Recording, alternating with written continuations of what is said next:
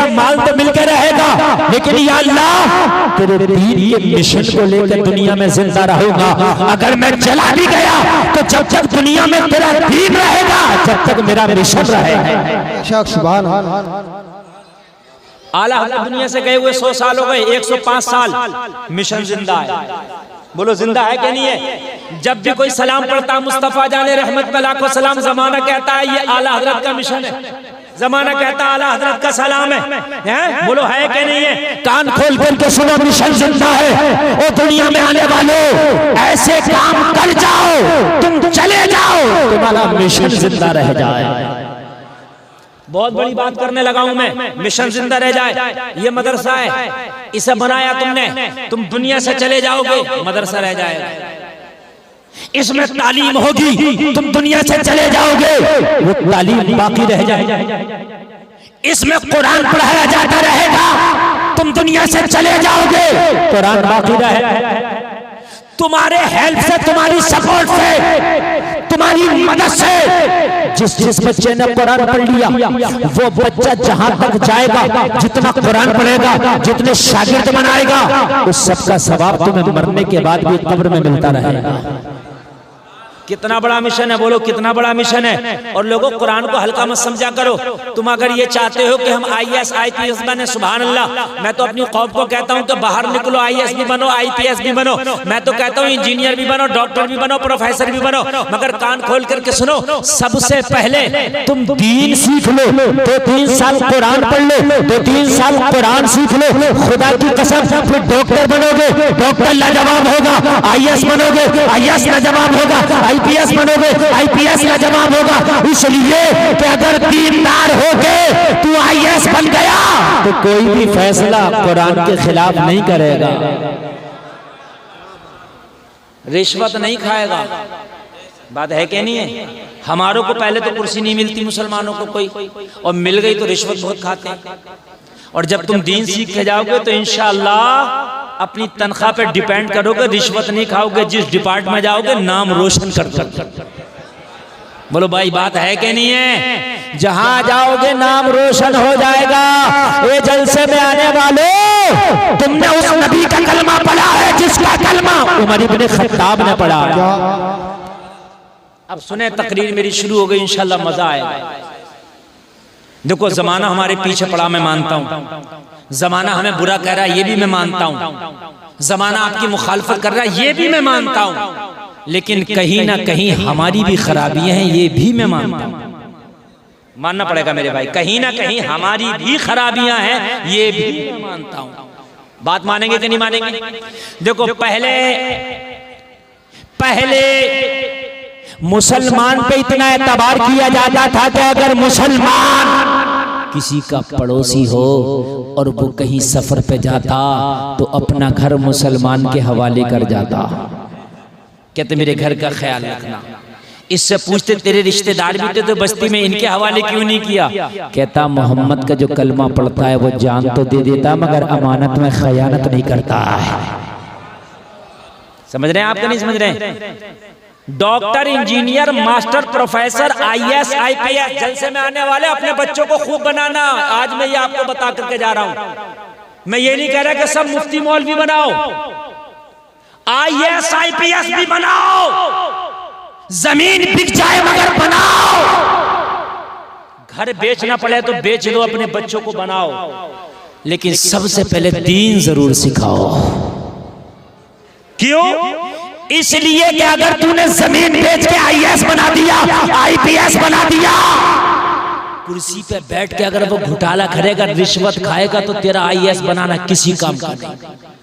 इसलिए कि वो अपने लिए हुआ, वो अपने लिए तो पैसा इकट्ठा कर लेगा मगर ना मुल्क का भला कर सकता है ना कौम का भला कर सकता है।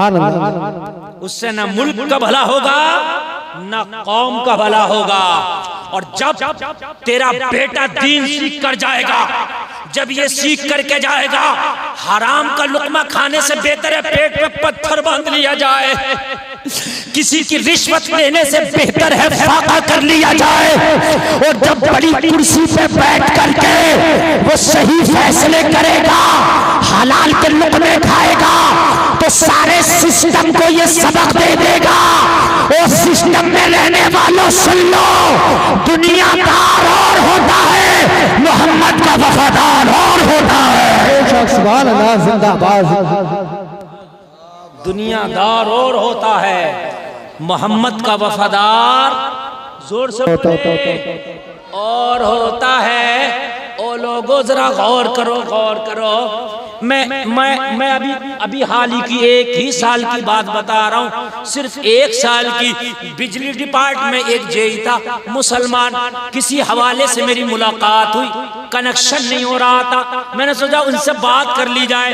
मैंने लोगों से सेटिंग मिलाना चाहा कि भाई कनेक्शन करा दो, जिसका कनेक्शन कराना है, कुछ खर्चे की बात है तो खर्चा करने तैयार है। पूरे बिजली के डिपार्टमेंट के लोगों ने कहा हजरात यहाँ खर्चे की बात मत करना, जो जेई साहब हैं बड़े नेक हैं। मैंने कहा क्या मतलब?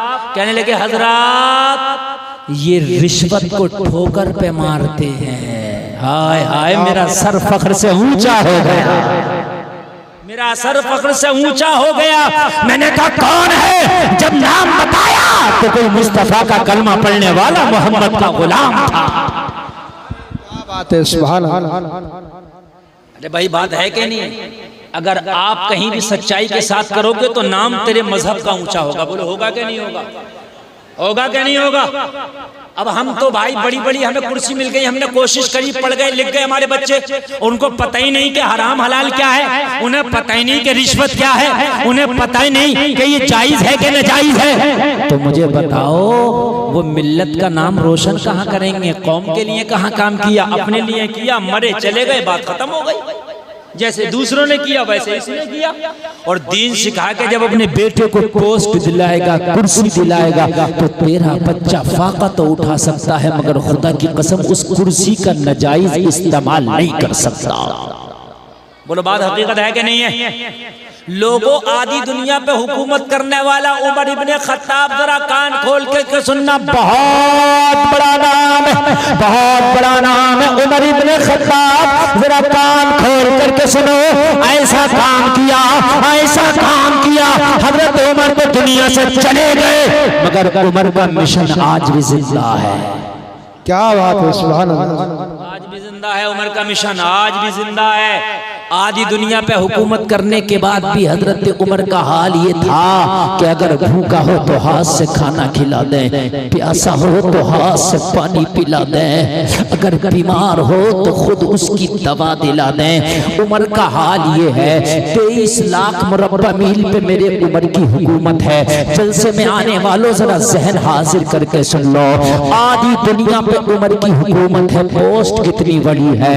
ए जलसे में आने वाले मेरे उमर ने एक दिन अपनी बीवी से पूछा, ए मेरी अहलिया ये तो बताओ घर की कंडीशन कैसी है, घर की हालत कैसी है? बीवी ने जवाब दिया, उमर घर की कंडीशन ये है, घर की हालत ये है कि पहले कभी फाका होता था, कभी खाना मिल जाया करता था, लेकिन आज अल्लाह का शुक्र है हमारे घर में फाका नहीं होता। आज अल्लाह का शुक्र है हमारे घर में दोनों वक्त का खाना बन जाता है। हजरत उमर खुश हो गए और खुश होने के बाद फरमाया, ये मेरी बीवी अल्लाह ने जब नवाजा है, जब दोनों वक्त का खाना बन रहा है तो हाथ रोक के खर्चा करो, कुछ बचत करो। मदीने में किसी गरीब को मैं गोद ले लेता हूँ, उसका खर्चा उमर उठाया करेगा। जमा नहीं हुआ था, खाली इतना हुआ था कि दोनों वक्त हजरत उमर के घर में खाना बनना शुरू हो गया, बस और कुछ नहीं हुआ था। सिर्फ 2 वक्त का खाना बनना शुरू हो गया था, ज्यादा कुछ इकट्ठा नहीं हुआ। हजरत उमर ने बीवी से कहा, हाथ रोक के खर्चा कर। मदीने के किसी गरीब को गोद ले लेंगे और बचा बचा के उसका खर्चा अपनी जेब से किया करेंगे। बात है। जैसे आप लोग मदरसे के बच्चों को खाना खिलाते हो ना, खिलाते हो, तो ये भी तुम बहुत बड़ा अजर इकट्ठा कर रहे हो।